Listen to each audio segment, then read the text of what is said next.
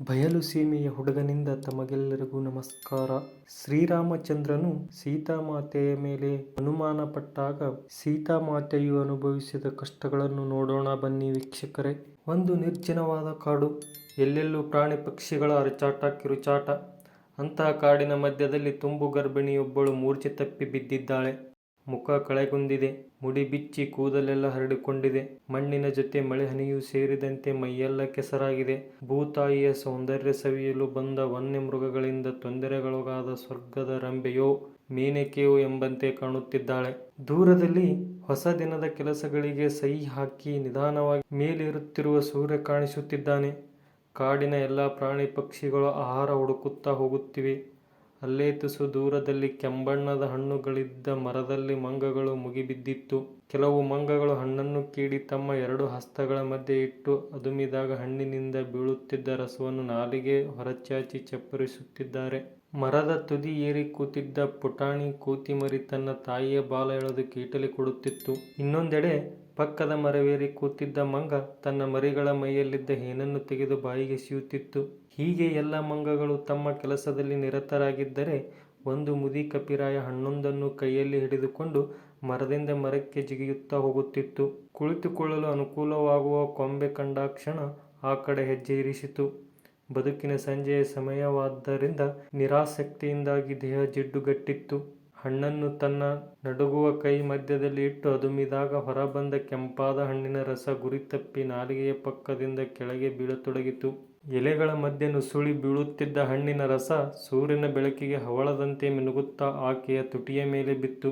ಗುಲಾಬಿ ದಳದ ಮೇಲೆ ನೀರ ಹನಿ ಬಿದ್ದಾಗ ನೀರಿನ ಭಾರಕ್ಕೆ ಗುಲಾಬಿ ದಳ ಕೆಳಬಾಗಿ ಯಥಾಸ್ಥಿತಿಗೆ ಬರುವಂತೆ ಈಕೆಯ ತುಟಿಯು ಕೊಂಚ ಬಾಗಿತು. ಹಣ್ಣಿನ ರಸ ತುಟಿಯಿಂದ ಹರಿದು ಬಾಯಿ ಸೇರಿತು. ಆಗಲೇ ಹೂವಿನ ಸುಗಂಧ ಹೊತ್ತು ತಂದ ಗಾಳಿ ಅಲ್ಲಿ ಜೋರಾಗಿ ಬೀಸಿತು. ಮರದ ಎಲೆಗಳ ಮೇಲೆ ಒಟ್ಟು ಸೇರಿದ್ದ ನೀರಹನಿಗಳು ಗಾಳಿಯ ರಭಸಕ್ಕೆ ಮುಖದ ಮೇಲೆ ಬೀಳತೊಡಗಿದವು. ಆಕೆಗೆ ಎಚ್ಚರವಾಯಿತು.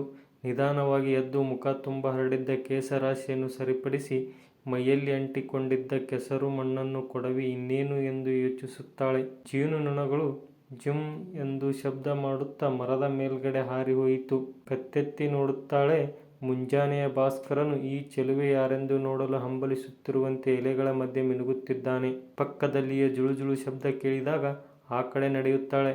ಕಲ್ಲುಗಳ ಮೇಲೆ ಪಾದ ಊರಿ ನಡೆಯುವಾಗ ಆಕೆಯ ಪಾದ ಕೆಂದಾವರೆಯಂತಾಗುತ್ತಿತ್ತು. ಹೇಗೋ ಕಷ್ಟಪಟ್ಟು ನಡೆದು ಹೊಳೆ ಕಡೆ ಬಂದಳು. ಹೊಳೆ ತುಂಬ ಅಲ್ಲಲ್ಲಿ ಅರಳಿದ್ದ ತಾವರೆಗಳು ಸೂರ್ಯನನ್ನು ನೋಡುತ್ತಿತ್ತು. ನೀರಿಗಿಳಿದು ತನ್ನ ಪ್ರತಿಬಿಂಬ ನೋಡುತ್ತಾಳೆ. ಬೆವರ ಜೊತೆ ಮಣ್ಣು ಸೇರಿ ಆಕೆಯ ಗುರುತು ಹಿಡಿಯುವಂತಿಲ್ಲ. 2-3 ಬಾರಿ ಬೊಗಸೆ ತುಂಬ ನೀರನ್ನು ಮುಖಕ್ಕೆರಚಿಕೊಳ್ಳುತ್ತಾಳೆ. ಅವಳ ಗಮನ ಕಾಲಿನ ಬೆರಳುಗಳನ್ನು ಚುಂಬಿಸುತ್ತಿದ್ದ ಮೀನಿನ ಕಡೆ ಹೋಯಿತು. ರೆಕ್ಕೆ ಬೆಳೆಯುತ್ತಾ ಈಜುತ್ತಿದ್ದ ಆ ಮೀನಿನ ಮೈ ಸೂರ್ಯನ ಬೆಳಕಿಗೆ ಫಳಫಳನೆ ಹೊಳೆಯುತ್ತಿತ್ತು. ಆಗಲೇ ಮರದಿಂದ ನೀರಿಗೆ ಎಲೆ ಬಿದ್ದುದರಿಂದ ಮೀನು ಗಾಬರಿಯಿಂದ ಕೆಸರಿನ ಮಧ್ಯೆ ಮರೆಯಾಯಿತು. ನಿಧಾನಕ್ಕೆ ತಲೆ ಎತ್ತುತ್ತಾರೆ. ಆಶ್ಚರ್ಯದಿಂದ ತಾವರೆಗಳೆಲ್ಲ ಆಕೆಯ ಕಡೆ ಮುಖ ಮಾಡಿತ್ತು. ಅಷ್ಟೇ ಅಲ್ಲ, ಕಾಡಿನ ಎಲ್ಲ ಪ್ರಾಣಿ ಪಕ್ಷಿಗಳು ನದಿ ದಡದಲ್ಲಿ ಸೇರಿದ್ದವು. ಸೀತಾಮಾತೆ! ಕಪಿಗಳ ಹಿಂಡಲ್ಲಿದ್ದ ಆ ಮುದಿ ಕಪಿ ಉದ್ಗರಿಸಿತು. ಸೀತಾಮಾತೆಗೆ ಪ್ರಣಾಮಗಳು. ಎಲ್ಲ ಪ್ರಾಣಿ ಪಕ್ಷಿಗಳು ಕ್ರಿಮಿಕೀಟಗಳು ಕೈ ಜೋಡಿಸಿ ತಲೆ ಬಾಗಿದವು. ಮಹಾವೃಕ್ಷವು ಪ್ರಣಾಮವೆಂಬಂತೆ ರೆಂಬೆ ಕೊಂಬೆಗಳನ್ನು ಬಾಗಿಸಿದವು. ಗಿಡಮರಗಳು ಅಲುಗಾಡಿದವು. ಹೂವುಗಳು ಸಂಪೂರ್ಣವಾಗಿ ಅರಳಿ ಸುವಾಸನೆ ಬೀರಿದವು. ತಂಗಾಳಿಯು ಮೆಲ್ಲನೆ ಬೀಸಿತು. ನದಿ ನೀರಿನ ಅಲೆ ಕಲ್ಲಿಗೆ ಬಡಿದು ನೀರನ್ನು ಚಿಮ್ಮಿಸುವ ಮೂಲಕ ಪ್ರಣಾಮವನ್ನು ಸೂಚಿಸಿತು. ತಾಯಿ, ನೀವಿಲ್ಲಿ ಎಂದು ಜಿಂಕೆ ಪ್ರಶ್ನಿಸಿತು. ಅತ್ತ ಕಡೆಯಿಂದ ಮೌನವೇ ಉತ್ತರವಾಗಿ ಬಂತು. ಮಾತೆ, ನೀವು ಆಯಾಸಗೊಂಡಿರುವಿರಿ, ಮೊದಲು ವಿಶ್ರಾಂತಿ ಪಡೆಯಿರಿ. ಗಜರಾಜನ ಸಲಹೆಯಾಯಿತು. ಹೌದು ಮಾತೆ, ನೀವು ಆ ಮರದ ಕೆಳಗೆ ವಿಶ್ರಮಿಸಬಹುದು ಎಂದು ಹೇಳಿ ಮರದ ಕಡೆ ಹಾರಿತು ಗಿಳಿ.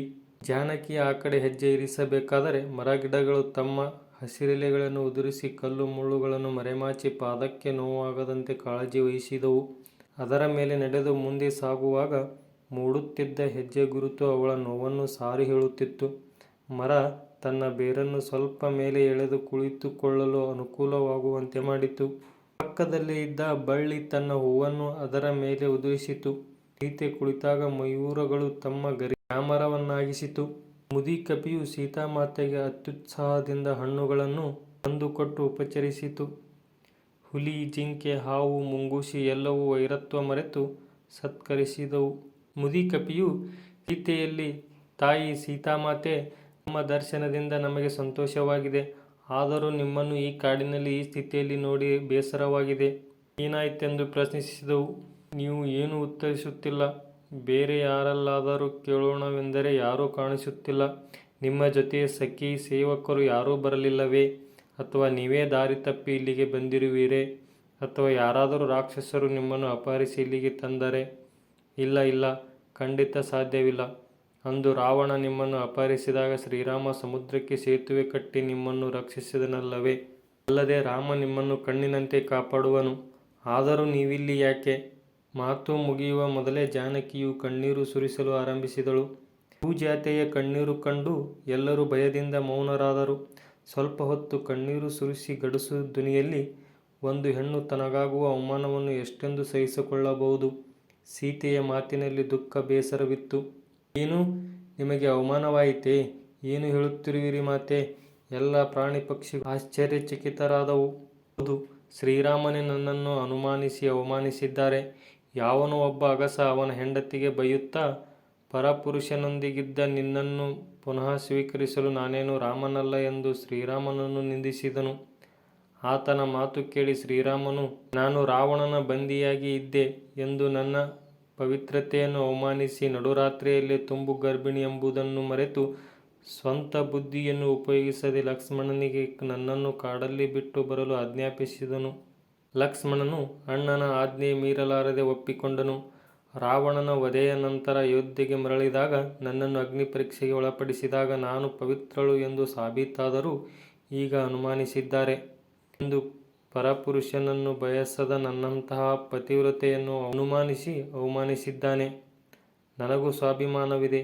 ಬೇಕಾದಾಗ ಕರೆಸಿಕೊಳ್ಳಲು, ಬೇಡವಾದಾಗ ಕಾಡಿಗಟ್ಟಲು ನಾನೇನು ಆಟದ ಗೊಂಬೆಯಲ್ಲ. ಎಲ್ಲರೂ ನಿಶ್ಶಬ್ದವಾಗಿ ಸೀತೆಯ ಮಾತುಗಳನ್ನು ಆಲಿಸಿದರು. ದೂರದಲ್ಲಿ ನಿಂತಿದ್ದ ಕೋತಿಮರಿ ತನ್ನ ತಾಯಿಯಲ್ಲಿ, ಅಮ್ಮ, ಹಾಗಾದರೆ ಸೀತಾಮಾತೆ ಶ್ರೀರಾಮನಲ್ಲಿಗೆ ಹೋಗುವುದಿಲ್ಲವೇ? ಅಯೋಧ್ಯೆಯ ಸಡಗರ ಸಂಭ್ರಮ ಇವತ್ತಿಗೆ ಮುಗಿಯಿತೇ ಅಮ್ಮ ಎಂದಿತು. ಇಲ್ಲ ಕಂದ, ಮಾತೆ ಸೀತೆ ಮತ್ತು ಶ್ರೀರಾಮ ಲಕ್ಷ್ಮೀನಾರಾಯಣ ಸ್ವರೂಪವಂತೆ. ಲಕ್ಷ್ಮೀನಾರಾಯಣರು ಎಂದಾದರೂ ಬೇರೆ ಆಗುವುದುಂಟೆ? ವನದಲ್ಲಿನ ಋಷಿಮುನಿಗಳು ಸೀತೆಯನ್ನು ನೋಡಿದರೆ ಎಲ್ಲವೂ ಸರಿಯಾಗುತ್ತದೆ. ಇದೆಲ್ಲ ಆ ಪರಮಾತ್ಮನ ಲೀಲೆ ಎಂದಿತು ತಾಯಿ ಕೋತಿ. ಅಷ್ಟರಲ್ಲೇ ದೂರದ ಮರದಡಿಯಲ್ಲಿ ಶಿಷ್ಯರೊಡನೆ ಬರುತ್ತಿರುವ ವಾಲ್ಮೀಕಿ ಮುನಿ ಕಾಣಿಸುತ್ತಾರೆ. ತಾಯಿ ಕೋತಿಯ ಮುಖದಲ್ಲಿ ಮಂದಹಾಸ ಮೂಡಿತ್ತು. ಇನ್ನು ಮುಂದೆ ಸೀತಾಮಾತೆಗೆ ಇದ್ದ ಕಷ್ಟವನ್ನು ದೂರಾಗುತ್ತದೆ ಎಂದು ನಂಬಿ ಎಲ್ಲ ಪ್ರಾಣಿ ಪಕ್ಷಿಗಳು ಖುಷಿಯಿಂದ ಸಂಭ್ರಮಿಸತೊಡಗಿದವು. ಆಗ ಸೀತಾಮಾತೆಯು ಮರಳಿ ಅಯೋಧ್ಯೆಗೆ ಹೋಗುತ್ತಾರೆ. ವೀಕ್ಷಕರೇ, ಇದನ್ನು ಕೇಳಿದಾಗ ಜಗತ್ತಿನಲ್ಲಿ ದೇವಾನುದೇವತೆಗಳು ಕೂಡ ಅನುಮಾನ ಪಡುವುದು ಬಿಟ್ಟಿಲ್ಲ. ಇನ್ನು ನಾವು ಮನುಷ್ಯರು ಹೆಚ್ಚಿಗೆ ಅನುಮಾನ ಪಡುತ್ತೇವೆ. ವೀಕ್ಷಕರೇ, ಜೀವನದಲ್ಲಿ ಯಾವುದೇ ವಿಷಯವನ್ನು ಕೇಳಿದಾಗ ಕಿವಿಗೊಡಬಾರದು. ಪ್ರತ್ಯಕ್ಷವಾಗಿ ಕಂಡರೂ ಪ್ರಮಾಣಿಸಿ ನೋಡಬೇಕು. ಈ ಮಾಹಿತಿ ತಮಗೆ ಇಷ್ಟವಾದಲ್ಲಿ ನಮ್ಮ ಚಾನಲನ್ನು ಸಬ್ಸ್ಕ್ರೈಬ್ ಮಾಡಿಕೊಳ್ಳಿ ಮತ್ತು ಶೇರ್ ಮಾಡೋದನ್ನು ಮರೆಯಬೇಡಿ. ಶುಭ ದಿನ.